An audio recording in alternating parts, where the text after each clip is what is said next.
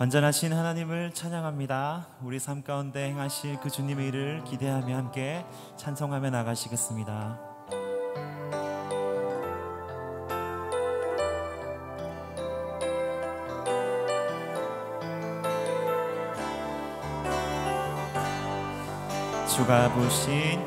주가 보이신 생명의 길, 나 주님과 함께 상한 마음을 들이며 주님 앞에 나가리. 나의 의로움이 되신 주, 그 이름 예수, 나의 길이 되신 이름 우리 한 번 더 고백합니다. 주가 보이신 생명의 길, 나 주님과 함께 상한 마음을 들이며 주님 앞에 나가리. 나의 의로움이 되신 주, 그 이름 예수, 나의 길이 되신 이름 예수.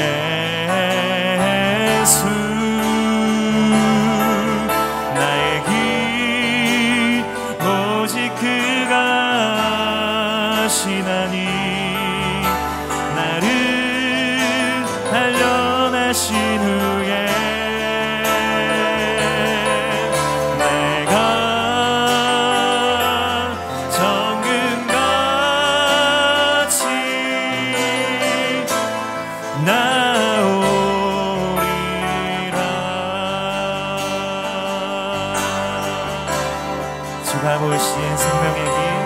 주가 보이신 생명의 길, 나 주님과 함께 상한 마음을 들이며 주님 앞에 나가리. 나의 의로움이 되신 주, 그 이름, 우리의 길이 되신 주님, 나의 길이 되신 이름 예수. 나의 길 오직 그가 하시나니, 나를 단련하신 후에 내가 정금같이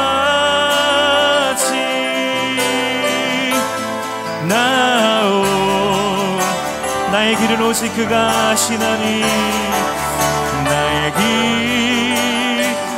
오직 그가 하시나니, 나를 단련하신 후에 내가 정금같이 한 번 더 고백합니다. 나의 길 오직 그가, 나의 길 오직 그가 하시나니, 나를 단련하신 후에 내가 정금같이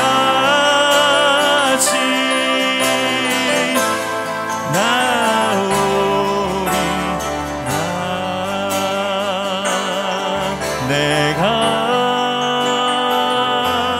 정금같이 나오리라.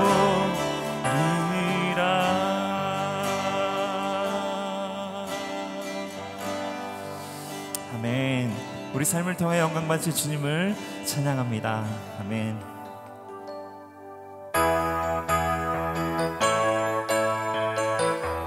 박수 치시면서 고백하겠습니다.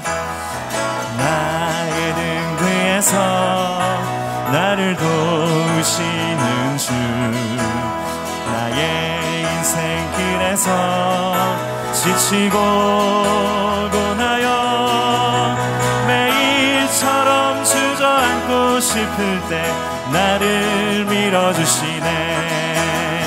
일어나 걸어라 내가 새 힘을 주리니. 아멘. 일어나 일어나 너 걸어라 내 너를 도우리. 나의 등 뒤에서 나를 도우시는 주. 평안히 길을 갈 때 보이지. 지치고 고나여 넘어질 때면 다가와 손 내미시. 일어나 걸어라 일어나 걸어라 내가 새 힘을 주리니. 일어나 너 걸어라 내 너를 도. 나의 등 뒤에서 나를 도우시는 주. 때때로 뒤돌아보 여전히 계신 주. 잔잔한 미소로 바라보시며 나를 재촉하시네. 일어나 걸어라 내가 새 힘을 주리니. 일어나 너 걸어라. 우리 목소리 높여서 일어나 걸어라 일어나 걸어라 내가 새 힘을 주리니. 일어나 너 걸어라 내 너를. 사람을 보며 세상을 볼 때 만족함이 없었네. 나의 하나님 그분을 볼 때 나는 만족하였네. 저기 빛나는 태양을 보라 또 저기 서 있는 산을 보아라. 천지 지으신 우리 여호와 나를 사랑하시니. 나의 하나님 한 분만으로 나는 만족하. 한 번 더. 사람을 보며 세상을 볼 때 만족함이 없었네. 나의 하나님 그분을 뵐 때 나는 만족하였네. 저기 빛나는 태양을 보라 또 저기 서 있는 산을 보아라. 천지 지으신 우리 여호와 나를 나의 하나님 한 분만으로 나는 만족하. 동남풍아 불어라 서북풍아 불어라. 가시밭에 백합화 예수 향기 날리니. 할렐루야 아멘. 가시밭에 백합화 예수 향기 날리니. 할렐루야. 동남풍아 불어라 서북풍아 불어라. 가시밭에 백합화 예수 향기 날리니. 할렐루야 아멘. 가시밭에 백합화 예수 향기 날리니. 할렐루야 아멘. 아멘. 우리 힘이 되신 주님을 찬양합니다. 아멘.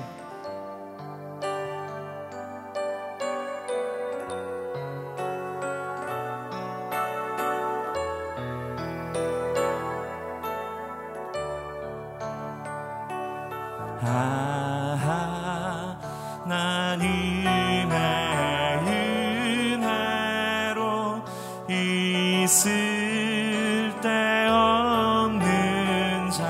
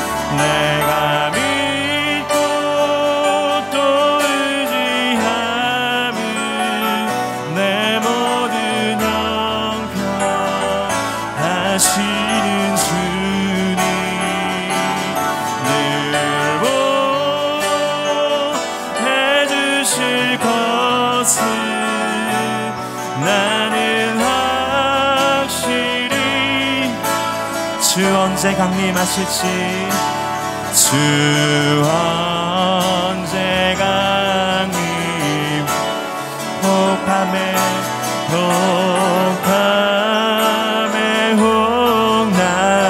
혹낮에 또 주님 만나 그곳도 난 알 수 없도다. 내가 믿고 또 의지함은 내 모든 형편 하시는 주님 늘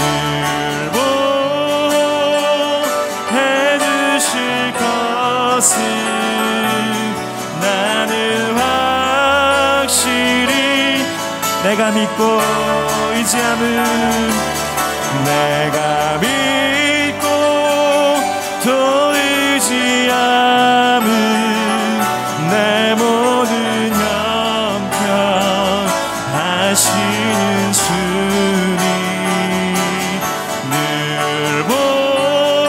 보호해 주실 것을 나는 확실히 내가 믿고 의지하는 분이 주님이십니다. 내가 믿고 또 의지함은 내 모든 형편 하시는 주님 늘 보호해 주실 것을 나는 확실히 아네. 한량없는 은혜 갚을 길 없는 은혜 내 삶을 애워싸는 하나님의 은혜 나 주저함 없이 그 땅을 밟은 곳 나를 붙드시는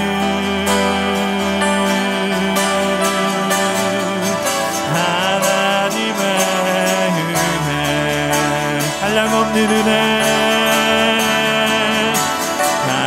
한량없는 은혜 갚을 길 없는 은혜 내 삶을 애워싸는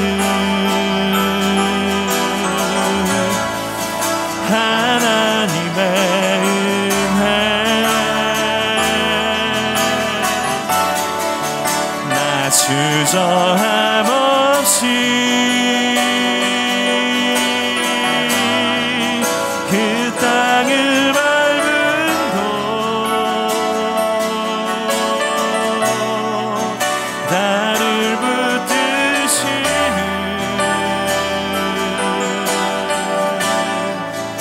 하나님의 은혜 나를 붙드시는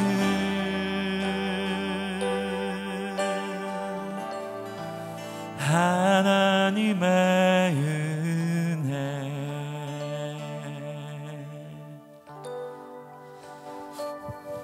놀라신 하나님 주님의 은혜로 저희가 이 자리에 서 있음을 다시 한번 고백합니다. 지난 많은 시간들 돌아볼 때 그 하나님의 인도하심과 붙드심과 함께하심 때문에 저희가 이 자리에 있음을 고백합니다. 하나님 우리의 모든 삶을 통하여 주님 영광 받아 주옵시고 우리가 드려지는 모든 헌신을 통하여 하나님께서 기뻐하시며 주님의 은혜와 영광이 드러나기를 간절히 소망합니다. 우리 삶을 받아 주옵소서. 예수 그리스도 이름으로 기도합니다. 아멘.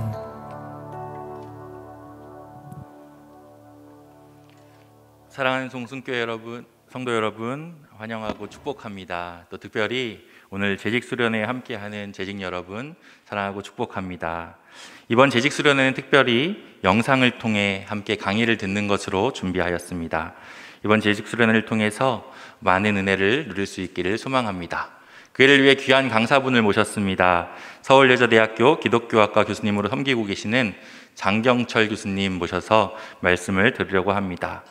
우리가 영상으로 만나 뵙게 되었지만 나오실 때 우리 뜨거운 박수로 함께 환영해 주시면 좋겠습니다. 우리 교수님 모시도록 하겠습니다.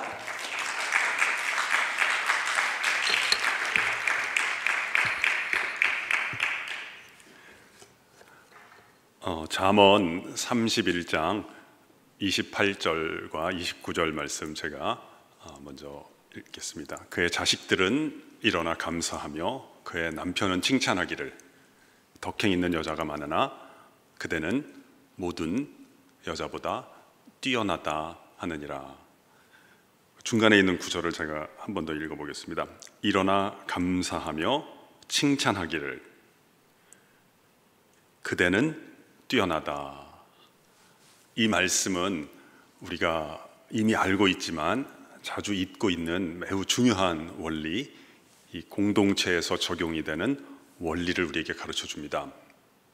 그 원리란 교회, 가정, 직장을 다 포함해서 행복한 모임은 사랑과 수고의 모임이 아니라 감사와 칭찬의 모임이라는 원리입니다. 너무너무 중요한 원리이고 우리의 삶에 두고두고 혜택을 줄 수 있기 때문에 제가 한 번 더 말씀을 드리겠습니다. 행복한 모임은 어떤 모임인가 보았더니 사랑과 수고가 있는 모임이 아니라 감사와 칭찬이 교류가 되는 모임이라는 원리입니다. 여러분 가운데, 우리 재직분들 가운데 그 레오 톨스토이의 유명한 소설 안나 까레리나를 읽어본 분들이 계실 것입니다. 그 소설의 첫 문장이 매우 유명하죠. 이렇게 시작을 합니다. 모든 행복한 가정은 다 고만고만하지만 모든 불행한 가정은 자기 나름의 이유를 갖고 있다. 이렇게 소설이 시작이 됩니다.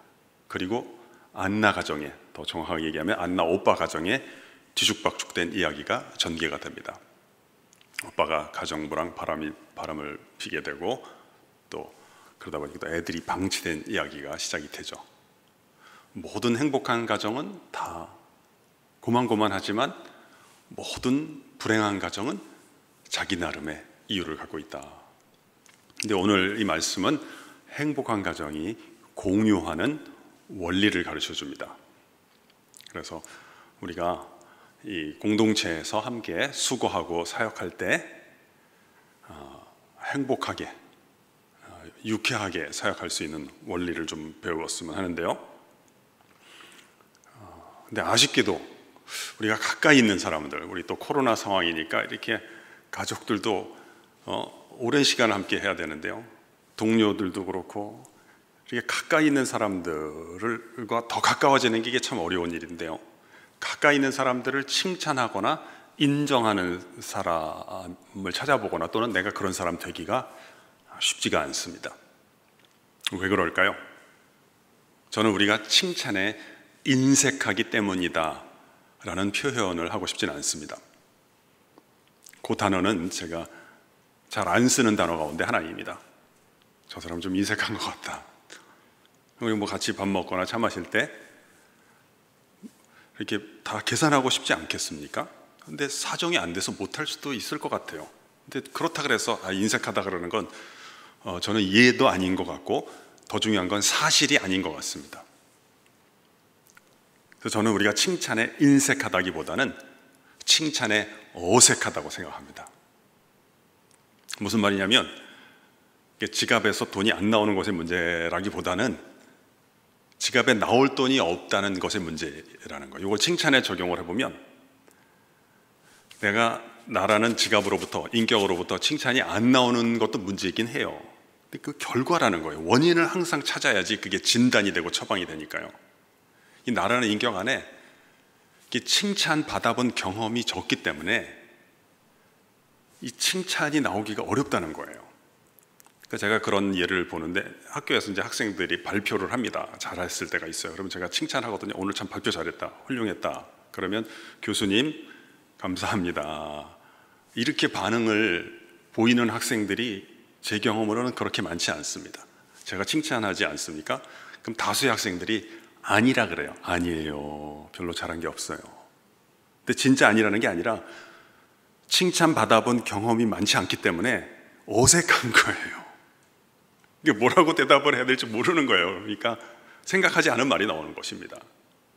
어떤 경우는 학생이 옷 맵시가 예쁘더라고요. 야, 참 오늘 아름답다, 빛이 난다. 그랬더니 감사합니다 그러면 될 거, 이 학생이 저한테 뭐라 그러냐면 5,000원짜리인데요 이렇게 얘기하더라고요. 제가 뭐 가격을 물어본 게 아니잖아요. 어른들도 그런 경우가 왕왕 있어요. 뭐 요즘은 그런 다른 집을 잘 방문하기 어렵습니다만, 집을 방문했을 때 음식을 많이 차려주셨어요. 아, 오늘 참 음식을 많이 차려주셨네요, 이렇게 인사말을 건넵니다. 그럼 다수의 또 주부들께서 뭐라 그러시냐면 아니에요, 차린 게 별로 없습니다, 이렇게 말씀을 하시는 거예요. 이것도 자주 칭찬받았으면 그렇게 자주 응답하는 말이 나올 텐데 자주 칭찬받지 않으니까 그런 것이 아닌가 저는 생각을 하는 거예요. 그래서 제가 여러분들께도 혹 부탁을 드려도 된다면 이 시간 이후로 칭찬받으실 때 있지 않습니까? 물론 자주 칭찬받지는 않으시겠습니다만, 혹시 이것도 제가 조금 걱정해서 말씀을 드리는데요, 내가 자주 칭찬 안 받는 편이라 그래서 뭐 손을 드실 필요는 없어요. 내가 자주 칭찬을 안 받는다 그래서 나는 조금 무능한 편이다, 열등한 편이다, 이렇게 생각하시면 안 됩니다.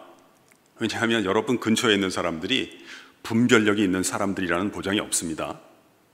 내가 칭찬을 자주 안 받는다면 우리가 성급한 결론으로 가면 안 돼요. 여기까지만 사실이에요. 혹시 실수로 내가 이번 기회를 놓친다면 다음 칭찬 기회가 올 때까지 좀 오래 기다려야 된다. 여기까지만 사실이지, 그거 갖고 내가 무능하다, 열등하다 이렇게 생각하시면 안 돼요. 그래서 칭찬을 자주 안 받는 분일수록 칭찬의 말을 들으실 때 아니에요 하지 마시고 감사합니다, 고맙습니다, 저도 기뻤습니다, 이렇게 이야기하는 습관을 들여주시는 것을 제가 꼭 부탁을 드리고 싶어요. 이게 중요해요. 왜냐하면 여러분 자신의 자존감 형성을 위해서도 이게 중요합니다. 그리고 또 하나는, 또 우리 재직들은 이렇게 모범이 되면 또 좋잖아요. 이렇게 다른 사람에게 좋은 모델을 보여주는 것도 상당한 의미가 있는 겁니다. 그래서 이걸 좀 가까이 있는 사람들한테 해보면 좋습니다.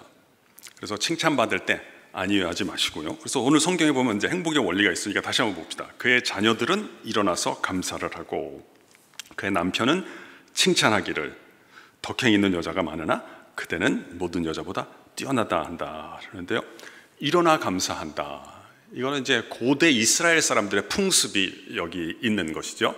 고대 이스라엘 사람들은 상대방에 대해서 존경하는 마음이 일어나면 그걸 표현하기를 어떻게 표현했죠? 그 자리에서 일어서는 것을 통해서 표현을 한 것이죠.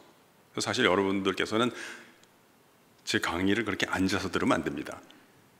왜냐하면 성경에 이런 말씀이 있거든요. 레위기에 너희는 센 머리 앞에서 일어서며 근데 뭐 일어서실 필요는 없어요. 아무튼 아이들이 집에서 밥을 먹다가 어머니에 대해서 어머니를 존경하는 마음이 일어났던 모양이죠. 식탁에서 잠시 일어나서 어머니 감사합니다, 이 마음을 표현했다는 거죠. 근데 보통 좀 덜 행복한 가정은 밥 먹다가 언제 일어나나요? 기분 나쁠 때 일어나거든요. 아이 됐어, 그만해, 나 밥 안 먹으라고 자기 방에 들어가 버리거든요. 또 남편이 아내에게 얘기를 하는 거예요. 여보, 내가 보기에 이웃들이 다 훌륭하지만 내가 보기에 당신이 참 뛰어납니다, 이렇게 말을 하는 거예요. 그대는 뛰어나다, 이렇게 얘기를 하는 것입니다. 이게 참 훌륭한 거거든요. 그래서 저는 이렇게 가까이 있는 사람에게 참 당신 잘한다, 멋있다, 뛰어나다, 이렇게 얘기하는 게 훌륭한 건데, 이걸 좀 우리가 원활하게 실행해서 그 혜택을 얻기 위해서 제가 정의를 한번 3가지로 내려보겠습니다. 첫 번째, 칭찬이란 뭘까? 상대방이 잘한 것이 있을 때 잘한 것을 잘했다고 말해주는 것입니다. 여기 우리 교육자분들이 계시다고 들었는데 적으시는 분도 계시는데 엄청 잘하시는 거예요. 여러분 제 얘기를 이렇게 들어주시는 자세를 뵈니까 여기 계시는 분들 앞으로 다 잘 될 것입니다만 적으시는 분들께서 조금 더 일찍 잘 될 것입니다. 적자 생존이라고 하는 수고도 있지 않아요? 이 적는 사람이 살아남는다. 그 미국 속담도 그런 게 있지 않아요? 흐릿한 잉크가 선명한 기억보다 낫다. 이런 말이 있거든요. 제가 지금 뭘 해드린 거죠? 칭찬을 해드린 거죠. 잘하는 것을 잘한다고 말해주는 거예요. 잘한다라고만 생각하면 그건 칭찬이 아닌 거예요. 이 부분 구체적이어야 되는 거예요.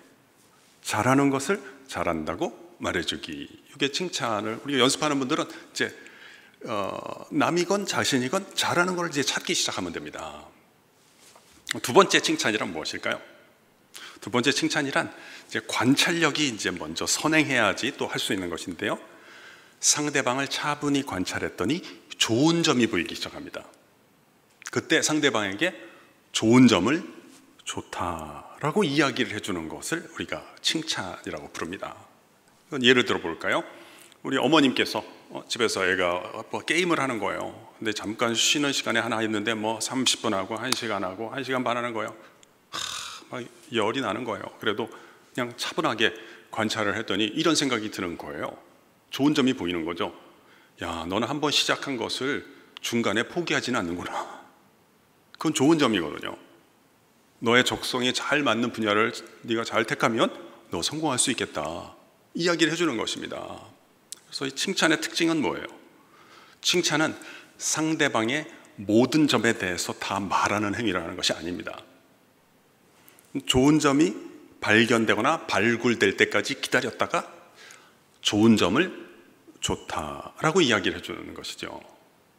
그래서 우리가 화를 내려면 관찰력이 필요 없어요. 자신의 감정에 충실하면 됩니다. 그런데 칭찬하려고 하면요, 마음은 있어도 이게 잘 안 됩니다. 왜냐하면 좋은 점이 보여야 하니까요.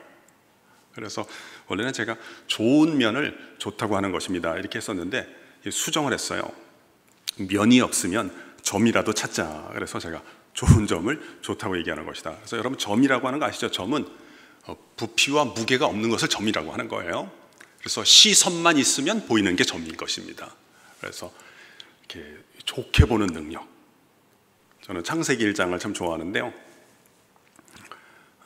이 철학의 기본은 존재입니다. 있음과 없음이고요. 신앙의 기본은 조음입니다.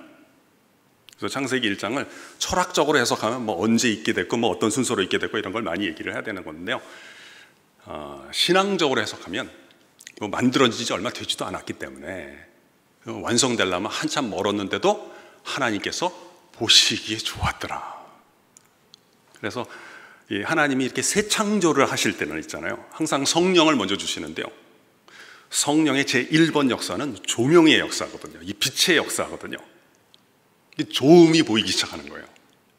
이게 그러니까 두 가지가 약간 미묘하게 다른데, 그러니까 좋게 보자다라고 볼 수도 있어요. 좋게 보자. 근데 여기는 조작적인 요소가 있기 때문에 그게 아니라 그곳에 있는 것의 조음을 포착하는 영이 필요하다는 거예요. 세 번째는요, 인정해준다라는 표현이랑 같이 쓰는데요. 칭찬 또는 인정이란 상대방에게, 그 사람에게 있는 것을 있다고 언급하기를 우리가 또 칭찬이라고 부릅니다. 또는 인정해준다고 합니다. 이게 지식이 있든지 경험이 있든지 재능이 있든지, 야, 꽃이 참 아름답다, 아름다움이 있는 거거든요. 이 단풍이 참 샛노랗네, 있는 것을 있다고 언급해주기가 칭찬이 되겠습니다. 그래서 제가 세 가지 정의를 말씀을 드렸는데요. 조금 길게 말씀드렸는데 어떤 것을 조금 강조하고 싶은 의도가 있었어요. 그건 뭐냐면 칭찬은 반드시 사실에 기반을 둬야 된다는 걸 조금 강조하고 싶었어요. 그러니까 사실에 기반을 두지 않으면 이건 칭찬이 아니죠. 그러니까 예를 들어 엄마가 잘하지도 않았는데 좋은 얘기, 환심을 사고 싶으니까 잘했다 잘했다라고 말씀하신다면 이건 칭찬이라기보다는 조작이라고 봐야 되겠습니다. 그래서 칭찬이 되려면 사실에 대해서 세밀한 관찰의 능력, 우리 신앙적으로 보면 성령의 조명이 필요하다는 것을 우리가 얘기를 해야 되겠습니다. 그럼 또 우리가 실천하는 데 좀 도움이 되는 원리를 좀 하나 배우고 싶은데요. 우리가 이렇게 칭찬이 좋다, 도움이 된다는 것은 되게 알고 있죠. 뭐 상식적인 얘기가 가깝겠습니다. 그럼에도 불구하고요, 이 칭찬이 성품이 된 사람을 찾아보기가 좀 어려운 것 같아요. 제가 오늘 강의의 제목을 계시적 칭찬과 겸손의 성품 이렇게 붙여봤는데요, 좀 성품 얘기도 좀 하고 싶었어요. 그러니까 한두 번 칭찬하고 그 혜택을 누려본 경험들은 있을 것 같아요. 그럼에도 불구하고 일상에서 칭찬이 성품이 된 경우는 많지 않은 것 같아요. 성품 아시죠? 그 습관이 연장된 것을 우리가 성품이라고 하는데요, 이게 왜 그럴까요? 이것도 우리가 한번 진단해보고 처방을 얻어서 좀 치유가 되면 좋을 것 같아요. 여러분 다 아시는 내용일 거예요. 제가 다음 질문 드리면 아마 금방 기억하실 텐데요, 사람이요, 자기 안에 열등감이 있다 한번 생각을 해보겠어요. 그러면 함께 일하는 사람들을 칭찬해 주거나 인정해 주는 것이 쉬울까요? 아니면 어려울까요? 좀 어려울 것 같아요. 그렇죠? 그래서 사람이 이 건강한 자존감이 참 필요한데요, 열등감이 있으면 어떻게 되냐면 여러 가지가 안 되는데 그 중에 하나가 사실 또는 언급을 객관적으로 받아들이는 능력이 상당히 떨어지게 됩니다. 이게 참 어려워요. 제가 이게 참 저는 중요하다고 생각하기 때문에 제가 하나 사례를 들어서 한번 말씀을 드려볼게요. 제가 이름이 필요하니까 우리 찬양 인도해 주신 목사님이 김광득 목사님이시잖아요. 제가 광득, 그다음에 우리 저 사회 보시는 분은 우리 성준호 목사님. 그래서 광득이랑 준호랑, 제 이름은 이제 장경철이니까 경철이랑 이 세 명이 친구다 이렇게 생각해 보겠습니다. 그래서 우리가 담소를 하고 있어요. 차 마시면서 이야기를 하고 있어요. 그런데 광득이가 준호를 칭찬하는 거예요. 준호야, 너 이번에 이렇게 사업이 잘 됐다며? 야, 참 축하한다. 이렇게 칭찬하는 말, 축하하는 말을 해줬어요. 근데 그 말을 들은 제3자인 경철이는 어떻게 반응할까요? 이게 이제 저의 질문이에요. 다시 한번, 광득이가 준호를 칭찬했어요. 그때 그 칭찬의 말을 듣고 있던 경철이의 반응은 어떠할까요? 이때 제일 안전한 대답은 뭐죠? 경우에 따라 달라요죠. 그래서 여러 가지 경우가 있겠지만 제가 두 경우를 나눠서 한번 살펴보도록 하겠습니다. 첫 번째 경우는 경철이 안에 아직 자존감이 좀 모자라고 약간 열등감이 있는 경우를 한번 보고요, 두 번째 경우는 경철이 안에 좀 건강한 자존감이 있는 경우를 나눠서 한번 보겠습니다.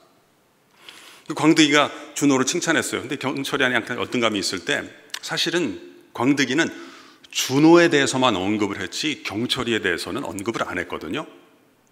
경철아, 너는 왜 그냥 아무 얘기도 안 하고 거기 있냐? 너 요즘 뭐 일 잘 안 되니? 이런 말을 안 했거든요. 그런데도 경철이는 괜히 자기가 좀 초라한 느낌이 드는 거예요. 내가 좀 왜소해진 것 같은 느낌이 드는 거예요. 근데 광득이는 경철의 속도 모르고 한마디 더 하네. 준호야, 너 그렇게 묵묵히 준비할 때부터 네가 그렇게 잘할 줄 알았어. 그랬더니 경철이는 어떤 생각이 드냐면, 적당하게 하지, 뭐 이렇게 쓸데없이 얘기를 길게 해, 이런 생각이 들어서 좀 짜증이 나는 거예요. 근데 더 화가 나게 광득이가 한마디 더 하네. 야 준호야, 네가 잘 안 되는 것 같았지만 묵묵히 준비할 때부터 네가 언젠가는 한번 일 낼 거라고 친구들이 다 얘기했어. 했더니 경철이는 또 어떤 생각이 드냐면, 광득이의 판단력에 의문을 제기하고 싶은 거예요. 저건 뭘 잘 알지도 못하는 주제에 쓸데없는 얘기를 저렇게 하냐, 이런 생각이 드는 거예요. 그런데 사실은 제가 대단히 좋아하는 단어 중에 하나죠. 사실. 사실은 광득이는 준호를 칭찬한 후에 경철이도 칭찬해 줄 생각이었거든요. 근데 그 칭찬은 또 시간이 중요해요. 3분 뒤에 해줄 수도 있고 석 달 뒤에 해줄 수도 있는 거예요. 인생은 이 3분 또는 석 달을 어떻게 보내느냐의 게임이라고 보면 되게 적합해요. 두 번째 경우로 그럼 한번 넘어가 봐요. 경철이 안에 건강한 자존감이 있는 경우를 한번 볼까요? 똑같은 얘기가 어떻게 다르게 들릴 수 있는지를 한번 볼까요? 광득이가 준호야 너 이번에 사업이 잘 됐다며? 축하한다 이렇게 얘기를 했을 때요, 우리가 이전에 칭찬의 정의를 말씀을 드렸어요. 준호가 잘한 게 있으니까 그 잘한 걸 갖다가 칭찬해 준 건데요. 근데 사실은 제가 그때 칭찬의 정의의 반만 말씀을 드린 거예요. 참 잘하는 분들이 많지 않습니까? 우리 가정에서는 가정대로, 교회에서는 교회대로 참 묵묵한 곳에서 이름 없이 수고하는 분들이 참 많습니다. 근데 그분들이 다 칭찬을 받을까요? 그렇지 않은 경우도 많은 것 같아요. 그러니까 칭찬의 음성이 들리려면 어떻게 해야 되냐면, 잘하는 사람이 잘하는 건 반이고 그 건너편에 창세기 1장의 역사가 시작이 돼야 되는 거예요. 그것을 보고 기뻐하는 사람이 있어야지 칭찬의 말이 만들어지기 시작하는 거예요. 근데 경철이 안에 건강한 자존감이 있으면요, 광득의 칭찬의 소리만 들리는 것이 아니라 그 소리를 만들어낸 광득의 기쁨 속으로 참여하는 길이 열리기 시작하는 거예요. 광득이가 잠시나마 하나님의 자리에 서서 준호가 한 것을 보고 기뻐했듯이 경철이도 하나님의 창조 목적에 부합하는 인격이 되면서 가만히 있기보다는 맞아, 광득아, 준호가 그때 참 묵묵히 준비할 때부터 이렇게 좋은 결과를 낸 거 참 대단하지 않냐? 이렇게 맞장구 쳐주는 사람이 되는 거죠. 그래서 이게 칭찬의 말 한두 마디인 것 같지만 이게 성품이 되기 위해서는요, 건강한 자존감의 토대가 있어야지 상대방을 칭찬하거나 인정하는 것이 자연스러워질 수가 있는 것이죠. 건물이 서 있다는 건 다 기초가 있다는 뜻이잖아요. 건강한 자존감은 남에게 보이는 것이 아니라 다른 사람들을 자연스럽게 칭찬하고 인정하는 건물을 통해서 그 기초가 얼마나 튼튼한가를 우리에게 알려주는 거죠.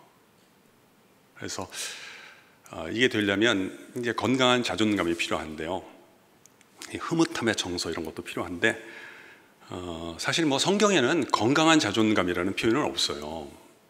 그래서 제가 보기에 성경의 자존감 또는 건강한 자존감의 가장 유사한 단어는 겸손이 아닌가 해요.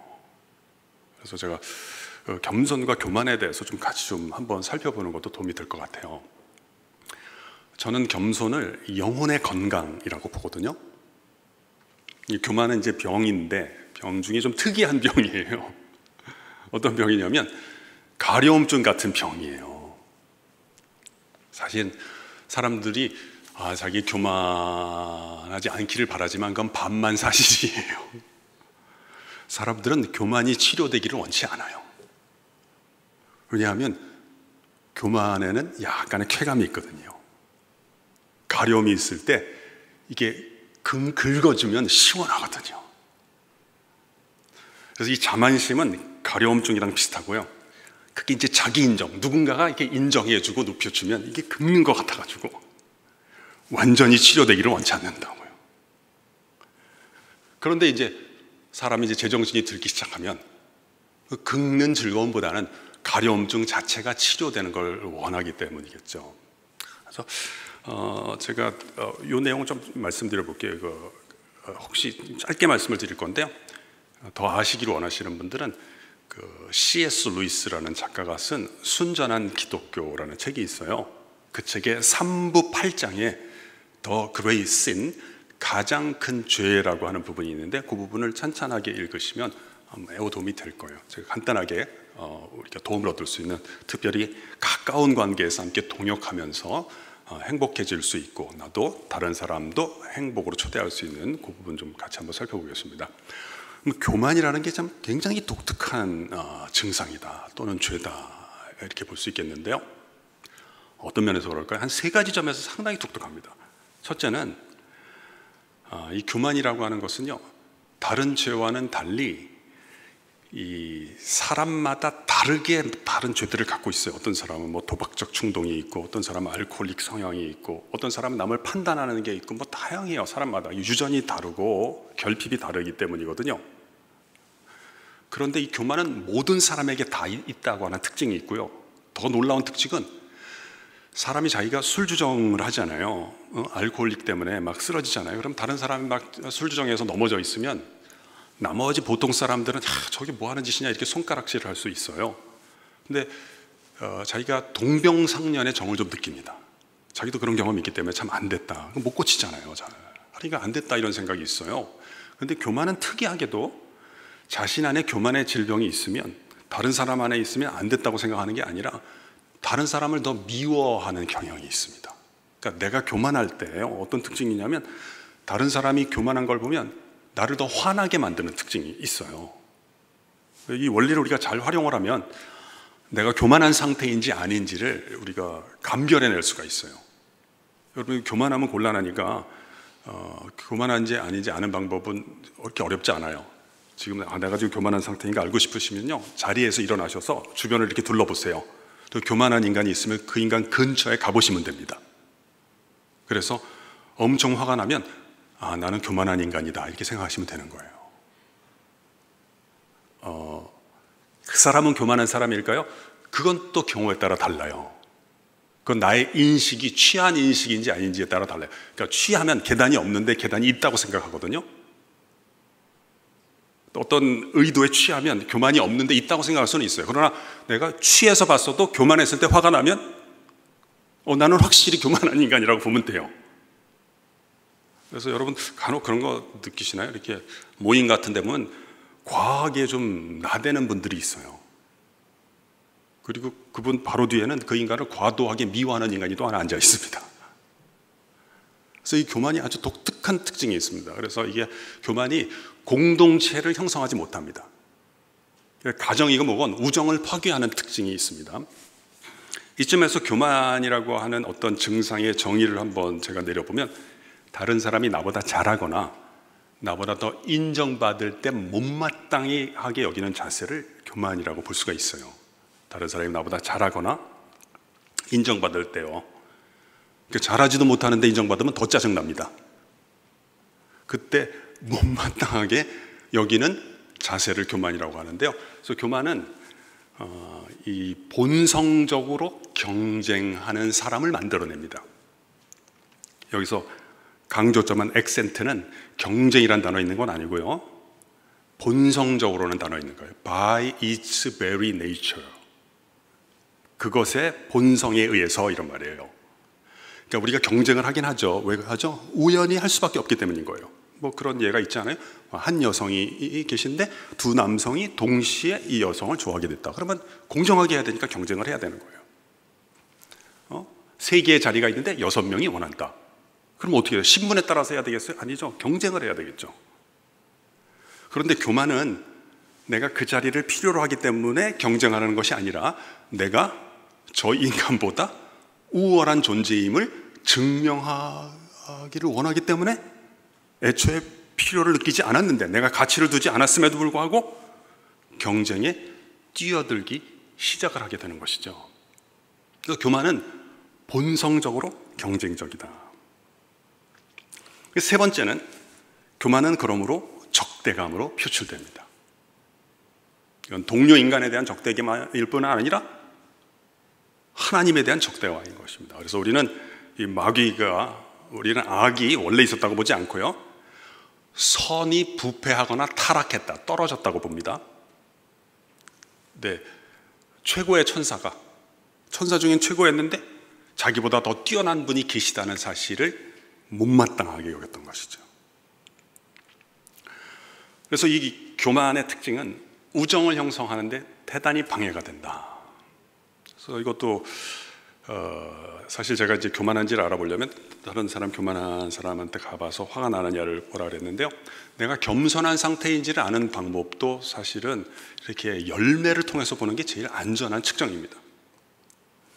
내가 겸손한 상태에 있으면 어떻게 되느냐, 내가 건강해지기 때문에 주변 환경과 아주 좋은 결과를 낳는 경우가 많습니다. 예를 들면 내가 겸손한지 알려면 내가 내 마음 상태를 성찰하는 거는요, 이게 취하기가 쉽기 때문에 그것보다는 더 좋은 방법이 있습니다. 여러분이 속해 있는 어떤 모임, 여전도에도 좋고 남성들에도 좋아요. 여러분 가정도 좋아요. 그걸 한번 보시고요, 그걸 기준으로 보세요. 여러분 들어가시기 전을 기준으로 보세요. 여러분이 그 모임에 참여하셨을 때 우정이 형성되고 활성화된다면 당신은 겸손하다고 보셔도 괜찮아요. 얼마나 일시적으로 할지 모르겠지만 하여튼 겸손한 구간 가운데 있는 거예요. 근데 이렇게 되면 곤란하겠죠. 당신이 그 모임을 떠나고 난 다음부터 막 우정이 활성화되기 시작한다면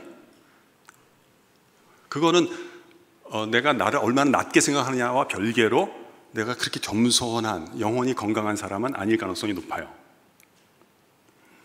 제가 어떨 때는 이제 학생들이랑 얘기하다가 보면 조심을 해야 되는데 너무 스스로보다 보니까 말 실수를 많이 하거든요. 한 번은 우리 학생이 교수님 우리 집안은 왜 이 모양인지 모르겠어요. 그러니까 좀 가족 간에 또 관계가 어려울 때도 있잖아요. 그럼 제가 힘들겠구나 위로를 해줘야 되는데 어떨 땐 제가 쓸데없는 얘기를 하는 거예요. 네가 들어온 다음부터 그렇게 된 거다. 네 발자국 소리 들리면 네 어머니 마음이 무너질 수도 있는 거다. 그런 농담을 하는데요. 그래서 이 겸손이라고 하는 것이 참 영혼의 건강이라서요. 우리 기독교적으로 보면 은혜를 끌어들이는 능력이 이게 겸손이거든요. 그래서 우리가 좀 오해하지 말아야 될 것은 오늘 제가 칭찬에 대해서 좀 말씀을 드렸잖아요. 칭찬받았을 때요, 그걸 좋아하고 기뻐하는 것은 교만이라고 생각하시면 안 됩니다. 내가 칭찬받았을 때 기뻐하는 것은 그건 교만이 아니에요. 칭찬받았을 때 참 오늘의 나를 있게 만들어준 분을 생각하고 기뻐하고 좋아하면서 감사합니다 이야기하는 것은 자연스러운 반응이고요. 거기에 대해서 오래 생각하지 않고 또 자기 할 일을 계속한다면 이 사람은 건강한 사람인 거예요. 조금 전 문장 한 번 더 말씀을 드릴게요. 이거 제가 한 얘기지만 상당히 괜찮은 얘기거든요. 다시 한번 말씀을 드릴게요. 제가 칭찬받았을 때 감사합니다라고 얘기하는 것은 자연스러운 반응이라고 볼 수 있고요. 그리고 거기에 매이지 않고 또 자신의 일에 대해서 앞으로 또 칭찬받을 일에 대해서 내가 정진하는 것은 건강한 사람이라고 볼 수 있어요. 근데 거꾸로 하는 것보다는 이게 훨씬 낫죠. 거꾸로 하는 건 뭐예요? 칭찬했더니 아니에요 별거 아니에요 그러면서 속으로는 더 안 해주나, 왜 그거밖에 안 해주나 이러면 이건 그렇게 건강한 건 아닌 거예요. 그래서 영혼의 건강이라고 제가 말씀을 드렸는데요, 사실은 이 건강한지 안 한지는요, 우리가 건강한가 아닌가 어떻게 하면 건강해지지? 이러면 건강 노이로제에 걸려요. 겸손도 이게 잘못하면 겸손 노이로제에 걸립니다.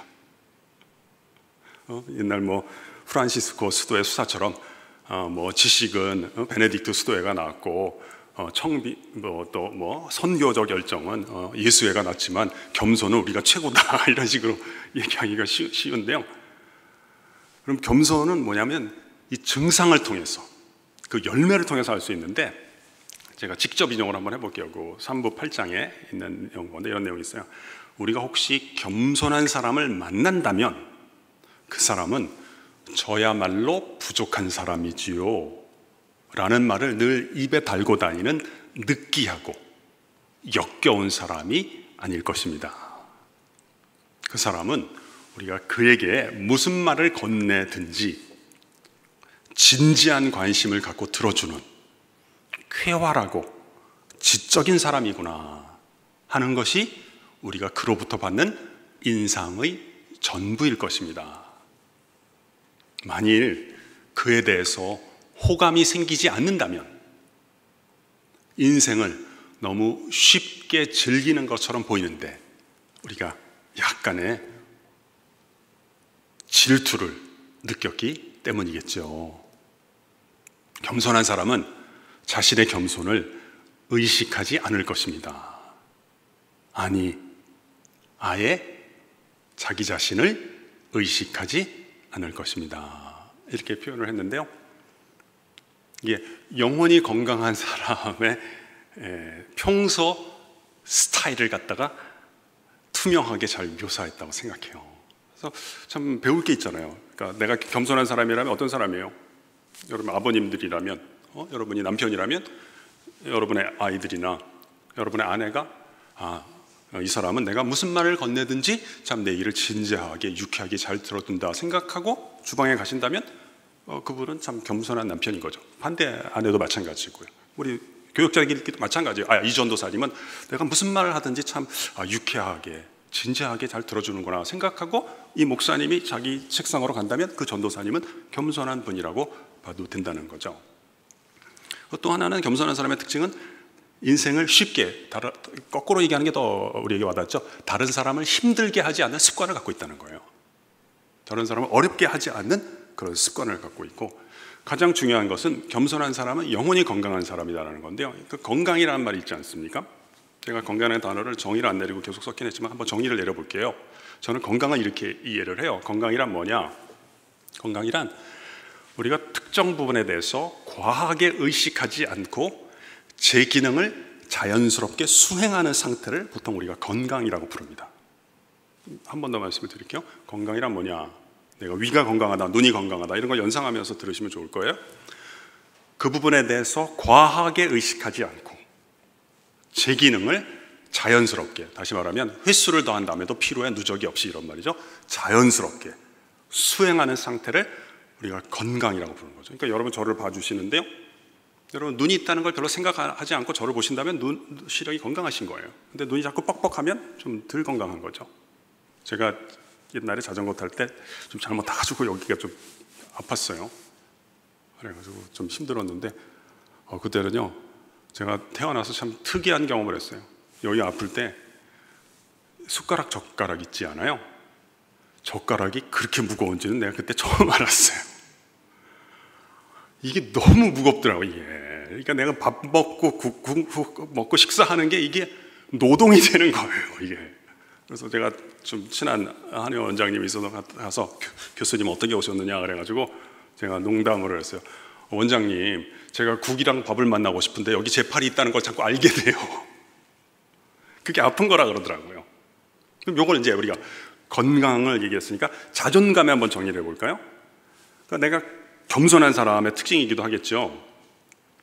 내가 건강하게 나를 잘 가꾸고 사랑하는 사람이라면 내가 있는지를 잘 모르고 상대방을 만나는 능력이 있다는 거예요. 근데 뭐 얘기할 때마다 저게 나를 무시하나 이런 생각이 자꾸 많이 들고, 내가 이 정도 하니까 참 대단하다 이런 생각이 든다면 그건 좀 얘기가 다른 것이죠. 나에 대해서 낮추라는 게 아니에요.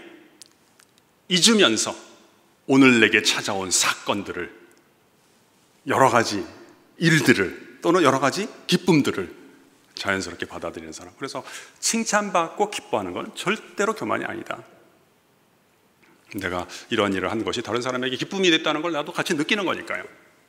근데 이제 이 선을 넘어가지만 않으면 되는 거예요. 이런 말을 듣는다니 나는 얼마나 대단한 인간인가 하는 근거 없는 결론으로 가지만 않는다면 겸손한 사람이다라고 볼 수 있고요. 그래서 저는 이게 우리 기독교는 뭐라고 할까요? 단일신을 믿는 게 아니잖아요. 우리는 삼위일체 하나님을 믿는데 이게 뭔지는 잘 모르지만 아무튼 하나님 안에도 어떤 공동체 비슷한 게 있는가 보다 생각을 하는데요. 이게 참 너무 중요해요. 그러니까 하나님이 우주를 만드시고 난 다음에는 우리들에게도 근면의 덕 같은 것이 중요한데요.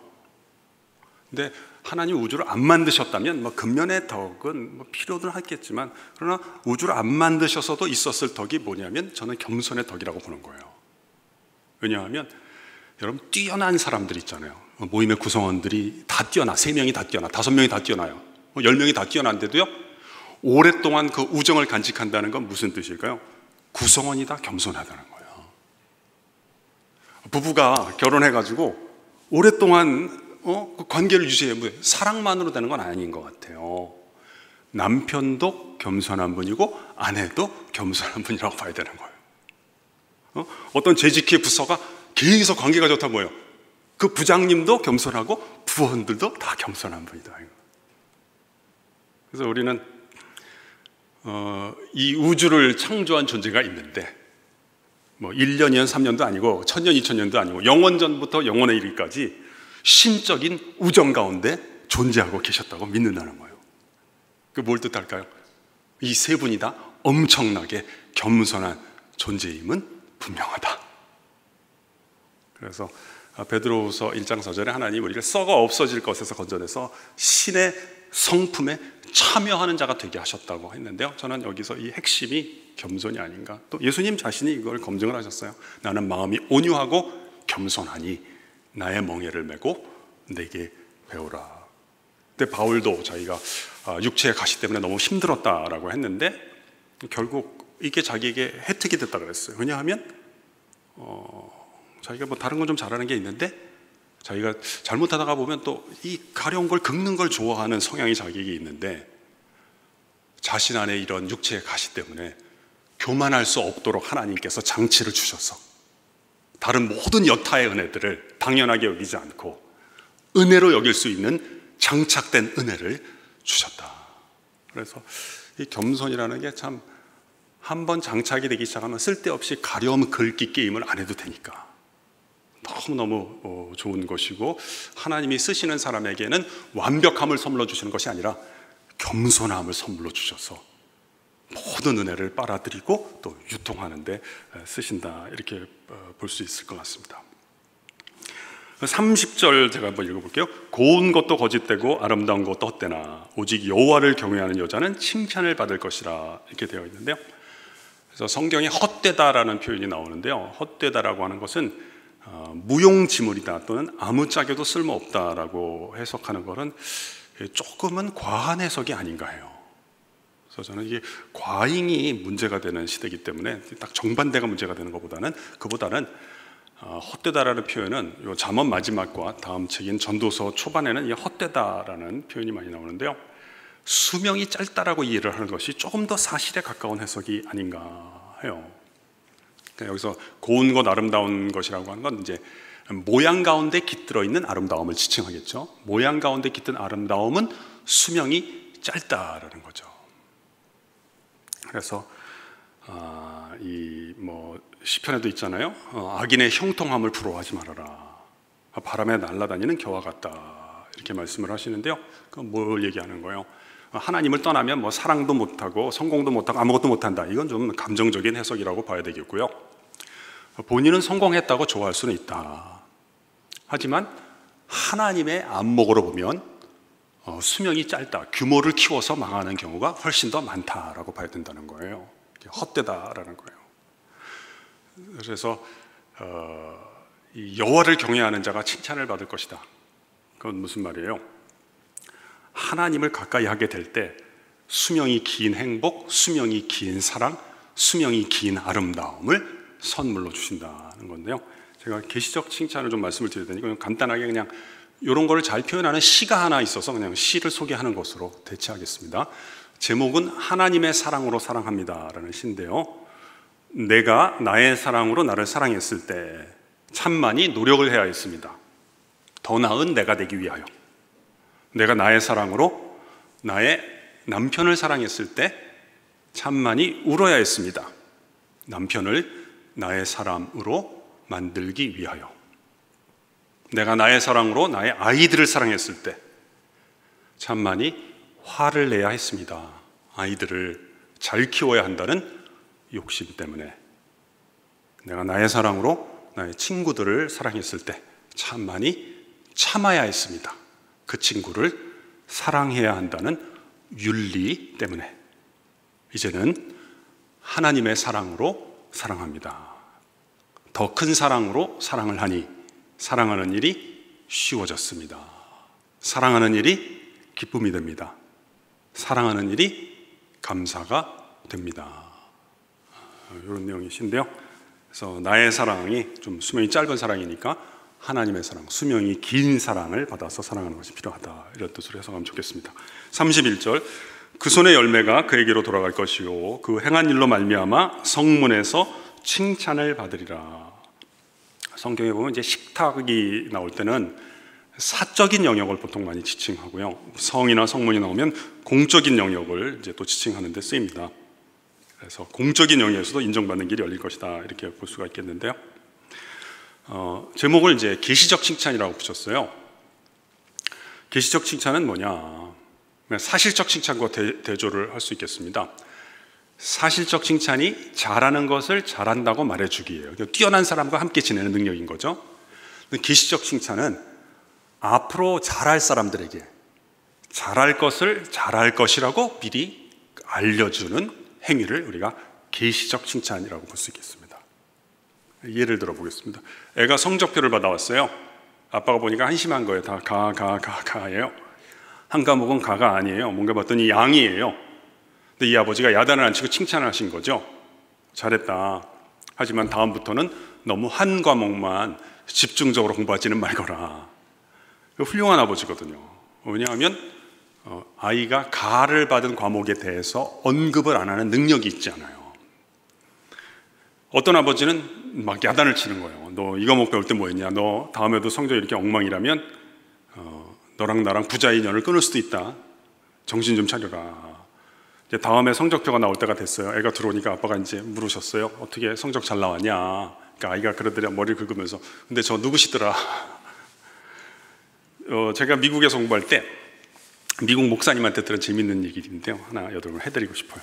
미국에는 이 설교자에 관한 농담이 많아요. 하여튼 웃긴 얘기들이 많아요. 뭐 다 소개하면 끝이 없는데 이 목사님이 설교를 하셨어요. 근데 교인 가운데 스미스 부인이 그렇게 칭찬을 하는 거예요. 목사님, 제가 오늘 은혜 많이 받았어요. 감사해요. 우리 목사님께서는 우리 시대에 뛰어난 설교가 가운데 한 분이실 거예요. 이분이 안 그래도 목회를 잘하는 분이거든요. 그러니까 본인 참 행복한 거죠. 보람도 느끼고요. 아, 내가 더 최선을 다해야지. 일과를 마치고 집에 가다가 이제 아내와 같이 가게 되었어요. 그래서 아내한테 그 얘기를 해주는 거죠. 여보, 스미스 부인이 그러는데 내 설교가 좋대요. 내가 우리 시대에 뛰어난 설교가 가운데 한 사람일 거래. 근데 사모님이 들어보니까요, 이 말 같지 않은 얘기를 하고 앉아 있거든요. 그러니까 뭐 반응을 별로 안 보이시는 거예요. 그러니까 그냥 어색하게 침묵만 있잖아요. 너무 어색하니까 목사님이 분위기도 좀 바꿀 겸 이렇게 물어보셨대요. 여보, 그런데 말이지 우리 시대에 뛰어난 설교가는 과연 몇 명이나 될까? 사모님이 들어보니까 이거 안 되겠구만, 빨리 바람을 빼놔야지, 그런 생각이 들었나 봐요. 어떻게 대답했는지 아세요? 이건 참 합리적인 사고라는 서양 여자만 할 수 있는 대답을 한 거예요. 여보, 몇 명이나 되는지 내가 잘 알지 못하지만 당신이 지금 생각하고 있는 그 숫자보다는 하나가 적어요. One less than you think. 그냥 농담한 거니까 웃고 끝내면 되는 거예요. 당신 잘못해요, 이런 얘기 안 했어요. 근데 저는 이 이야기 참 좋아합니다. 우리가 어떻게 지내다가 보면요, 상대방이 이렇게 잘못하는 것이 보일 때가 있잖아요. 언제 보이는 거예요? 내가 성숙해져서 보이는 게 아니고요, 내 지위가 조금 높여지면 보이는 거예요. 여러분, 이렇게 뭐 나이 많이 들면 여기 머리가 없는 사람이 있어요. 근데 키가 작으면 안 보입니다. 높은 곳에 가면 그 사람이 이렇게 별로 소갈머리가 없구나 이렇게 보인다고요. 이 자녀의 잘못이 보인다는 건 내가 부모의 지위에 있다는 거지, 자녀보다 더 성숙하다는 뜻일 수도 있지만 아닐 수도 있는 거예요. 학생들의 잘못이 보인다는 건 내가 그냥 교사의 지위에 있음을 얘기하는 거지, 학생보다 더 많이 한다는 뜻이라고 보기 좀 어려워요. 지도자도 역시 마찬가지예요. 무슨 내가 해안이 있기 때문에 지도자가 되는 게 아니라 그 위치에 일시적으로 지금 고도가 조금 높아져 있다 이거예요. 그때요, 이 잘못이란 단어를 굳이 사용하지 않고도 잘못한 것을 느끼도록 만들어주는 능력이 귀한 능력이라고 볼 수 있어요. 좀 인간학적인 고민을 여러분이랑 좀 나누면요, 이 사람들은 대체로 자기 잘못한 건 좀 알거든요. 근데 내가 잘못하는 걸 아는데, 남편이 잘못하는 걸 아는데, 그걸 아내가 당신이 이거 잘못했다고 얘기하면 그게 다 또 달라요. 그게 내가 잘못했던 걸 알지만 누군가가 너 이 잘못이다라고 얘기하면 이게 다르단 말이에요. 내가 잘하는 거를 잘하는 것 같기도 하는데, 그러나 너 잘한다, 앞으로 더 잘할 거다, 이게 다른 거예요. 이런 걸 한번 이게 느껴보시면요, 이게 과거로 못 돌아갑니다. 저는 학습이야말로 인생의 가장 가혹한 비판이라고 보는 사람인 거예요. 그래서 뭐 예를 들고 매듭을 지을게요. 성경에 보면 시몬이라는 사람이 있지 않아요? 물론 이제 이 사람이 나중에 유명하게 돼서 베드로라고 교회 역사에서 굉장히 유명하게 됐죠. 본래 이름은 이제 시몬이었고, 기록에 따르면 이 시몬이라고 하는 사람은 좀 그렇게 성숙한 사람은 아니었던 것 같아요. 좀 충동적인 면이 있었던 것 같아요. 욱하는 성격이 있었던 거죠. 그때 예수님께서 시몬아, 왜 이렇게 자꾸 화를 내냐? 이렇게 자꾸 화를 내가지고 네가 그 직분을 담당하겠냐? 난 걱정이다, 이렇게 말씀하지 않으셨어요. 뭐라고 말씀하셨죠? 시몬아, 너는 앞으로 반석과 같은 견고한, 흔들리지 않는 인격과 믿음을 갖추게 될 거다. 무슨 뜻이에요? 지금은 아니라는 거예요. 그러나 그걸 얘기는 안 하는 거예요. 앞으로 너는 그렇게 될 거다. 저는 이런 추정을 해보는 거예요. 뭐 성경에 그런 얘기는 없지만, 한 번 또 시몬이 모임 가운데 있을 때 또 욱하는 일이 있었던 것 같아요. 사람이 욱하면 어떻게 돼요? 우리도 한번 화내면 어떻게 돼요? 그 다음에 책 읽어도요, 글자가 안 들어옵니다. 그냥 자기가 외톨이가 되는 거예요. 그때 아마 예수님께서 혼자 있는 시몬에게 이렇게 가셨을 것 같아요. 시몬아, 너 이리 와봐라. 너 그렇게 자책하면 안 되는 거다. 네가 너를 이렇게 모질게 대하면 안 된다. 왜냐하면 사람은 가까워지지 않냐? 가까워지면 다른 사람을 대할 때 네가 너를 대하듯이 대하게 되는 거다. 네가 실수한 건 맞지만 그 실수도 너다. 잘못도 넌데 네가 그렇게 학대를 하면 안 되는 거다. 너는 언젠가 틀림없이 반석과 같은 그런 견고한 믿음의 사람이 된다. 혹시 너만 부담스럽지 않다면 이번 교회 이름을 반석이라고 정해보는 건 어떻겠냐? 이게 이제 고유 명사가 됐지만 원래는 그냥 일반 명사 아니에요. 그냥 바위다, 이거 바위다. 성경에 잘 보면 처음에는 시몬으로 나와요. 안드레, 시몬 이렇게 나옵니다. 중간에 시몬 베드로 뭐 섞여 나올 때도 있고 막 뒤죽박죽이에요. 근데 사도행전 넘어가면 압도적으로 베드로라고 많이 나옵니다. 무슨 말이에요? 사람들이 언제부턴가 자기를 반석이라고 불러주는 거예요. 그 뒤에 만난 사람은 모르겠죠, 이 베드로를. 그러나 자기는 자기를 처음부터 만났으니까 옛날에 나는 나를 포기한 적이 있었는데 그때 나를 포기하지 않으시고 내게 찾아와 주셔서 변화될 나의 미래의 모습을 보시고 그 이름을 붙여주신 분이 내 안에 살아계신다는 것이 인생 최고의 자본이 되는 거죠. 그래서 저는 이게 신앙의 여정이라는 게 뭘까? 뭐 여러 가지로 우리가 표현할 수 있겠습니다. 그 중에 하나는 하늘 아버지를 만나서 나를 향한 계시적 칭찬의 음성을 듣고 그 기쁨을 누려보는 거예요. 그 흐뭇함이 많이 누적이 되어야 됩니다. 그 기쁨도 선이 악과 다르듯이 선도 농익은 선과 그렇지 않은 선도 선끼리 구별이 되는 겁니다. 기쁨도 기쁨끼리 구별이 되는 겁니다. 대개 우리가 언제 기뻐요? 돈 받으면 기분 좋은 거예요. 돈은. 다른 사람이 다 좋게 얘기했다 기분 좋은 겁니다. 그런데 다른 사람 아무도 몰라도 내가 이전보다 달라졌구나. 아무도 몰라요. 돈이 들어온 것도 아니에요. 나만 아는 거예요. 한 번 더 하신다면 하늘 아버지와 나만 아는 거예요. 이런 계시적 칭찬의 기쁨이 저는 흐뭇함의 정서라고 부르는 거예요. 이것이 누적이 될 때 건강한 자존감이 되고요. 그리고 나를 잊으면서 하나님이 내게 만나게 주는 사람들을 갖다가 내가 투명하게 만나기 시작하는 것입니다. 그것이 때로는 뭐 감옥일 수도 있고 억울함일 수도 있는 거죠. 그러나 그걸 만나는 거예요. 그걸 통해서 하나님이 내게 맡겨주신 분들에게 내가 그 기쁨을 알게 됐으니까 계시적 칭찬의 능력을 나도 옮기다가 제일 바라는 건 이거죠. 언젠가는 나의 뼛속까지 하나님의 성품의 빛깔로 물드는 여정을 걸어가는 것이 이 신앙의 여정이 아닌가 합니다. 기도하겠습니다. 하나님 아버지, 하나님께서 소중하게 품으셨고 귀하게 쓰기를 원하시는 당신의 사람들을 또 올 한 해도 또 내년도 직분자로 불러주셨습니다. 무엇보다도 나를 없는 것 가운데 있는 것으로 창조하신 하나님, 질병 가운데 있지만 나를 긍휼히 여기셔서 건강한 영혼으로 부르신 하나님, 무의미와 방황 가운데 있었지만 하나님 나라를 위하여 의미 있고 가치 있는 삶으로 불러주신 하늘아버지를 만나게 하시고 나를 향한 하나님의 계시적 칭찬의 음성을 듣고 기쁨을 누릴 뿐 아니라 또 내게 맡겨주신 현장에서 계시적 칭찬의 능력을 옮기다가 언젠가는 우리의 뼛속까지 하나님의 성품의 빛깔로 물드는 은혜의 기적을 허락하여 주옵소서. 또 특별히 우리 동순교회 주님께서 복 주셔서 이 자리를 통해서 혹시 인생의 풍파 가운데 자신도 자신을 포기한 분들이 우리 교회를 통해서 우리 서목사님의 말씀과 또 온 교역자들의 섬김, 은혜를 통해서 그 인격이 회복이 되고 가정이 화목하게 되며 미래가 새롭게 열리는 역사가 끊이지 않는 교회 되게 하시고 이 인근 지역 가운데 그렇게 소문나는 교회가 되게 하여 주옵소서. 예수님의 이름으로 기도합니다. 아멘.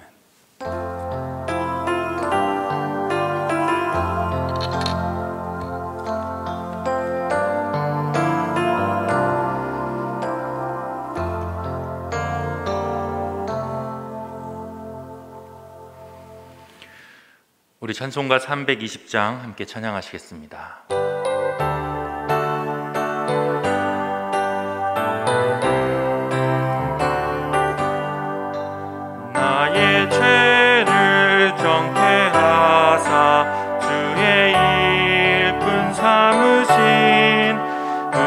주의 넓은 사랑 항상 찬송합니다.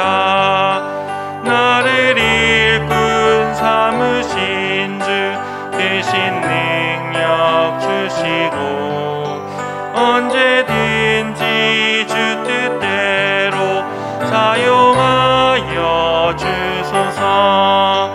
내게 부어주시려고 은혜 예비하신 주의 은혜 채워주사 능력 있게 하소서.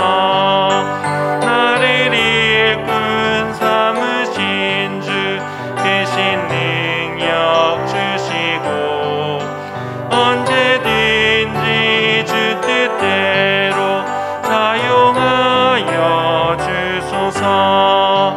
죄의 짐을 풀어주신 주의 능력 크도다. 나를 피로 사신 예수 내 맘속에 오소서. 나를 일꾼 삼으신 주 대신 능력 주시고 언제든지 주 뜻대로 사용하여 주소서. 내게 성령으로 충만하게 채우사 생명수가 강물처럼 흐르게 하옵소서. 나를 일꾼 삼으신 주 대신 능력 주시고 언제든지 주 뜻대로 사용하여 주소서.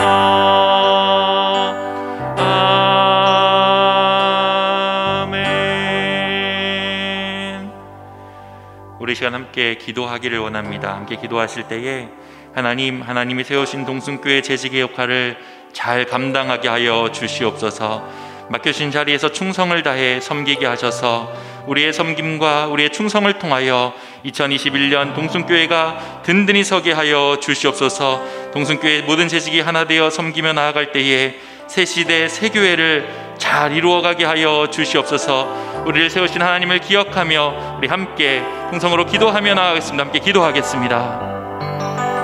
살아계신 하나님 감사합니다. 주의 부르심을 따라 재직으로 세우신 은혜를 기억해 하시니 감사합니다. 하나님께서 세우신 그 자리에서 우리에게 맡겨주신 바 일들을 감당할 때에 하나님의 뜻이 어디에 있는지 하나님의 마음이 어디에 있는지를 우리가 발견하게 하여 주시옵소서. 하나님께서 세우신 역할을 잘 감당하기를 원합니다. 맡겨진 자리에서 충성을 다해 섬기기를 원합니다.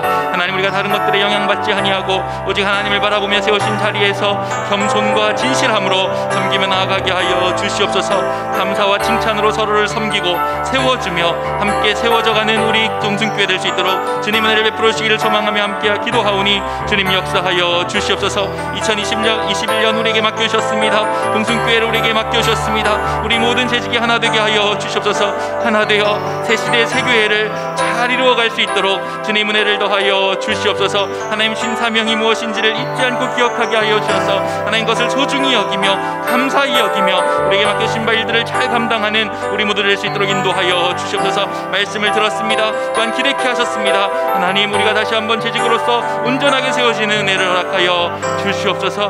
함께하여 주시옵소서. 우리 다시 한번 기도하실 때에는 우리 사랑하는 동순교회를 위해서 함께 기도하기를 원합니다. 하나님 2021년 동순교회가 더욱 든든히 세워지게 하여 주시옵소서. 온갖 어려움 속에서 하나님 우리 교회를 지키시고 보호하여 주셔서 든든히 세워질 뿐만 아니라 이 시대 가운데 하나님 맡겨주신 귀한 사명 감당하는 교회 되게 하여 주시옵소서. 말씀 대행진으로 함께 말씀 앞에 나아갑니다. 모든 성도가 말씀 앞에 나아가 주의 말씀을 듣고 읽고 쓰며 하나님을 발견하는 은혜를 누리게 하여 주시옵소서. 우리 동순교회를 위하여 2021년을 기대하는 마음으로 함께 기도하며 나아가겠습니다. 함께 기도하겠습니다. 살아계신 하나님 감사합니다. 하나님께 사랑하시는 동순교회 귀히 여기시고 세우셔서 이곳 가운데 두시니 감사합니다. 또 한 번 2021년이라는 시간 우리에게 주셔서 아름다운 교회로 세워지라고 하나님 우리에게 놀라운 기회를 허락하시니 감사합니다. 2021년 동순교회가 더욱 든든히 세워지게 하여 주시옵소서. 코로나19로 상황이 쉽지 않습니다. 여러 가지 어려움들이 우리 안에 빈 것을 보게 됩니다. 하나님 우리가 살아오던 일상의 삶들이 무너지고 하나님 그 위기감이 우리 안에 있음을 고백합니다. 그러나 하나님 그런 위기감 속에 우리가 머물러 있는 것이 아니라 하나님을 기대함으로 새 시대 가운데 새 교회가 세워지기를 소망하는 마음으로 나아갈 때에 주님 함께하시고 역사하여 주시옵소서. 하나님의 도우심의 손길을 말미암아 동순교회가 든든히 세워질 뿐만 아니라 하나님 이곳 가운데 세우신 주의 뜻이 다시 한번 이루어지는 귀하고 복된 은혜가 넘칠 수 있도록 인도하여 주시옵소서. 하나님 우리를 기억하여 주시고 붙들어 주시옵소서. 하나님 신 사명을 잘 감당하는 교회로 이 시대 가운데 하나님 빛과 소금의 역할을 잘 감당하는 교회로 하나님 세워지기를 원하오니 함께하여 주시옵소서. 지금 특별히 하나님 2021년부터 하나님 우리가 말씀 대행진으로 함께 말씀 앞에 서기를 원합니다. 하나님 모든 성도가 하나님 앞에 나아가 말씀 가운데 서게 하여 주시고 그 말씀을 통하여 주의 음성을 들으며 하나님 주와 함께 동행하는 삶이 다시 한번 일어날 수 있도록 지금 역사하시고 함께하여 주시옵소서. 하나님을 기대하며 기도할 때에 하나님 사랑하신 동순교회가 든든하게 세워지는 것 보게 하여 주시옵소서. 우리를 사랑하시는 주님, 우리를 사랑하셔서 재직으로 또 동순교회 귀한 성도로 불러주시니 감사합니다. 주님 불러주신 자리에서 주의 뜻을 따라 주의 기대와 소망을 따라 잘 섬기며 걸어가게 하여 주시옵소서. 2021년 동순교회를 든든하게 세워주셔서 새시대 새교회로 다시 한번 나아가 하나님을 기쁘시게 하는 교회 되게 하여 주시옵소서. 계획한 일들이 있습니다. 주님 말씀 앞에 서기를 원합니다. 함께 하여 주셔서 동승의 모든 성도들이 말씀을 통하여 새 은혜를 경험하게 하여 주시옵소서. 그렇게 역사하실 하나님을 기대하며 예수님의 이름으로 기도합니다. 샬롬. 사랑하는 동순교회 재직 여러분, 2021년을 준비하는 재직 수련회에 참여하신 여러분 모두에게 하나님의 놀라우신 평강과 은혜가 넘치시기를 축원하며 인사드립니다. 오늘 저는 딱 세 마디 말씀을 드리려고 합니다. 첫째는 우리가 믿고 섬기는 하나님이 최고의 하나님이시라는 사실이죠. 하나님을 제대로 만나 보았고 그리고 하나님을 온전히 섬겼던 사람들은 한결같이 그렇게 외쳤습니다. 출애굽기 15장 11절 이하의 말씀입니다. 여호와여, 신중에 주와 같은 이 누구이니까? 주와 같이 거룩하며 영광스러우며 찬송할 만한 위엄이 있으며 기이한 일을 행하는 자 누구니까? 열왕기상 8장 23절도 이렇게 말씀했습니다. 이스라엘 하나님 여호와여, 상천하지에 주와 같은 신은 없나이다. 역대하 6장 14절도 말씀합니다. 이스라엘의 하나님 여호와여, 천지에 주와 같은 신이 없나이다. 미가서 7장 18절도 말씀합니다.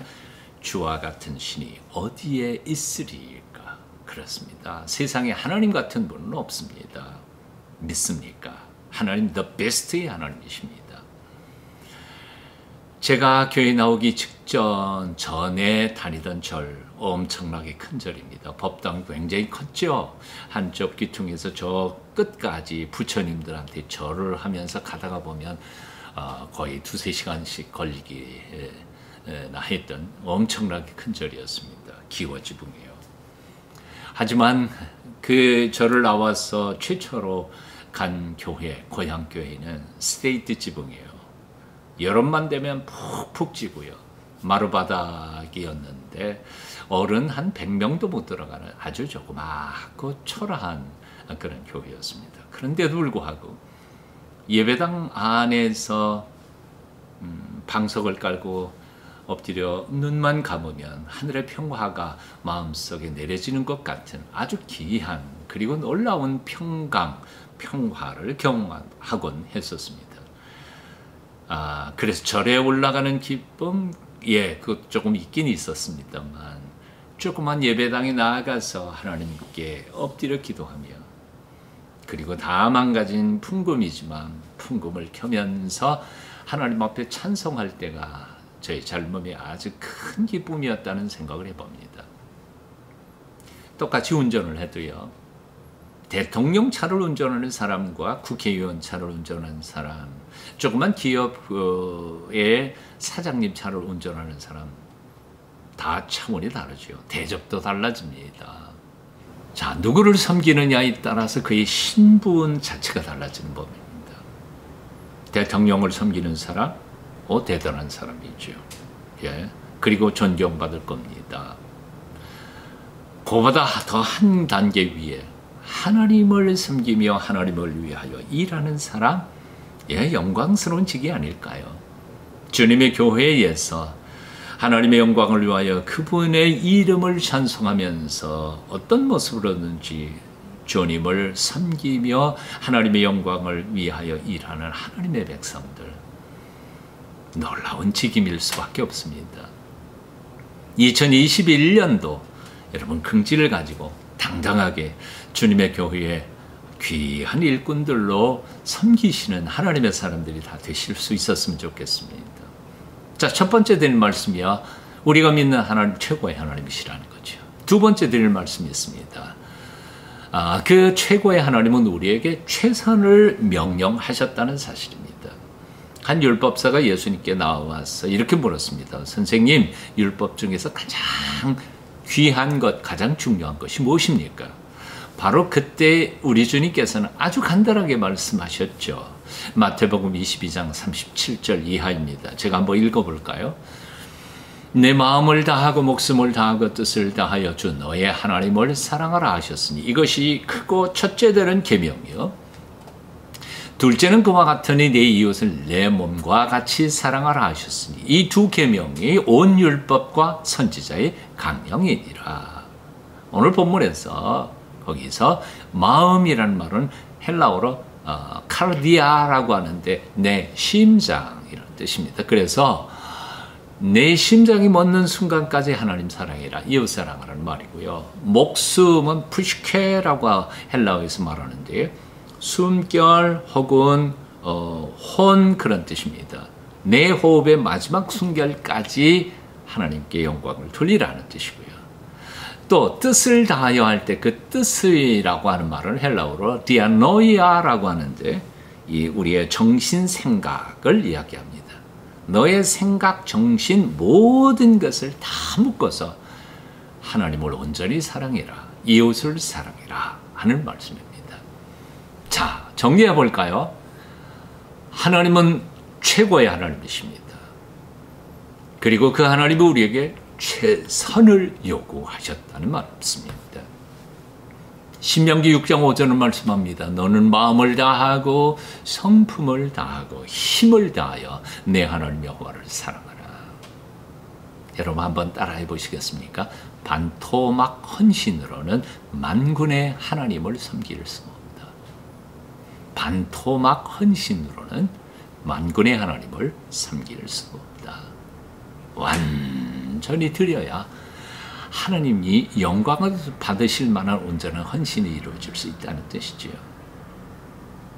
인도에서 선교하시는 선교사가 어느 날 아침 힌두교인 한 어머니가 두 아이를 데리고 겐지스 강둑을 걸어가는 것을 보았습니다.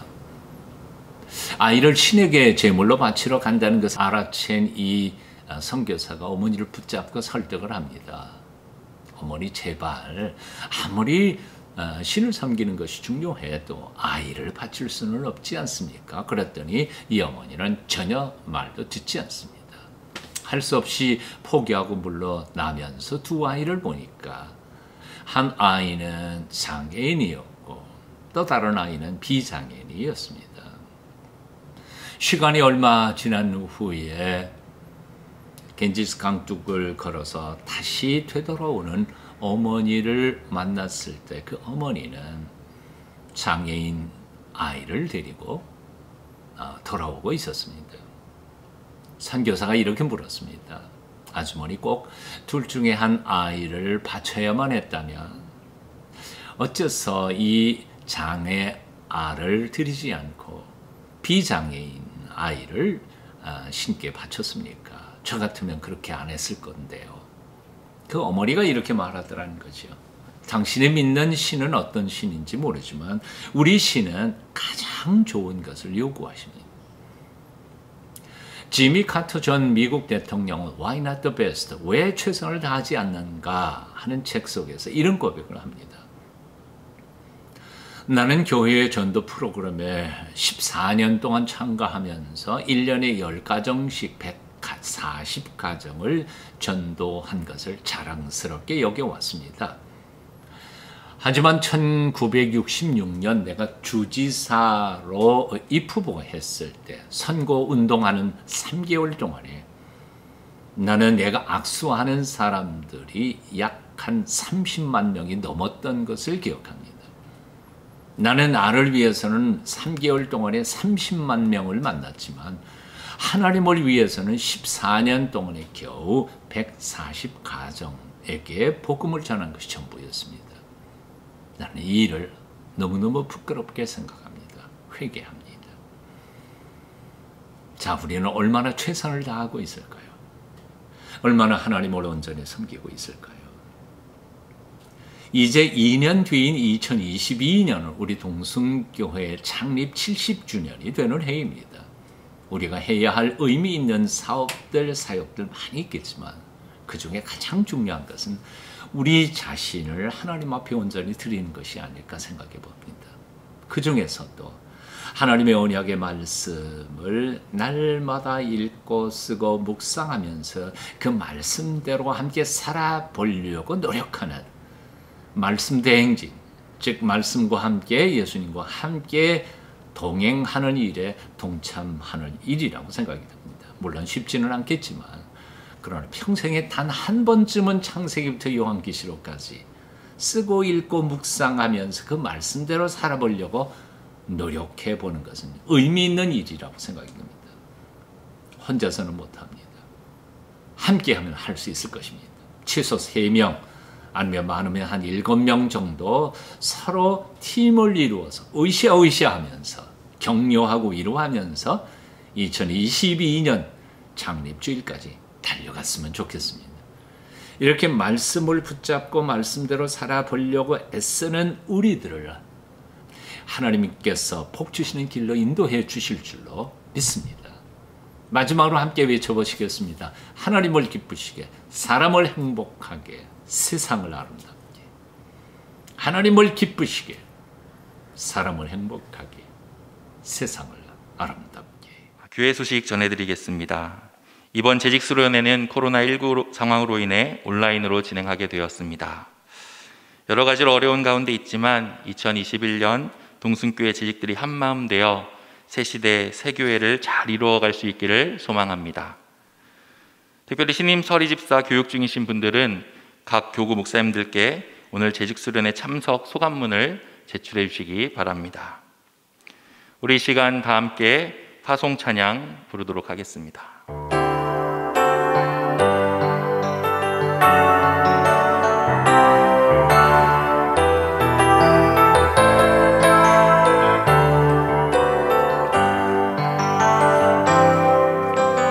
나 주님의 기쁨 되기 원하네. 내 마음을 새롭게 하소서. 새 부대가 되게 하여 주사. 주님의 빛 비추게 하소서.